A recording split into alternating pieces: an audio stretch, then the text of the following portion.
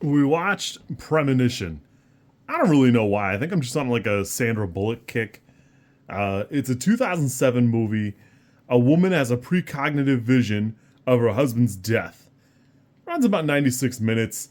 That little tidbit does not quite cover what the movie is quite about.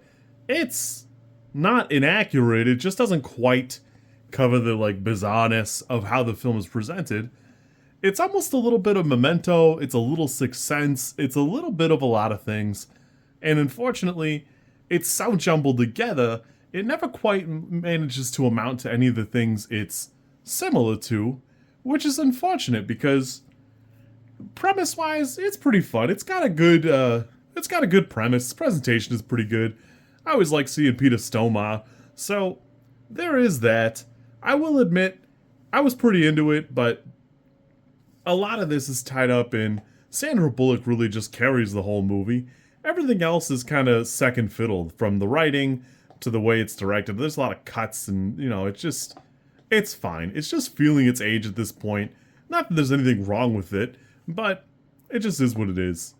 It is kind of sending me because you have to imagine that from the kid's perspective, she comes home, her face is all mangled up, and her mom, who took her to the hospital, comes over and she's, "Oh my God, what happened to you?"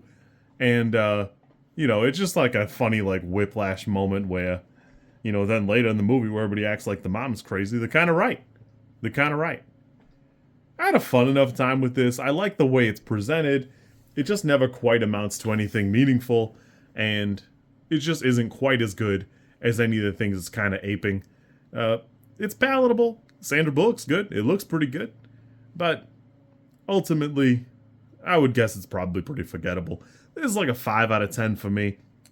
I had fun, got a couple chuckles, and, there's that. There is like an alternate cut of the ending, which is a little bit darker, and I do appreciate that they committed to the bit here, and the ending does stay the way it is.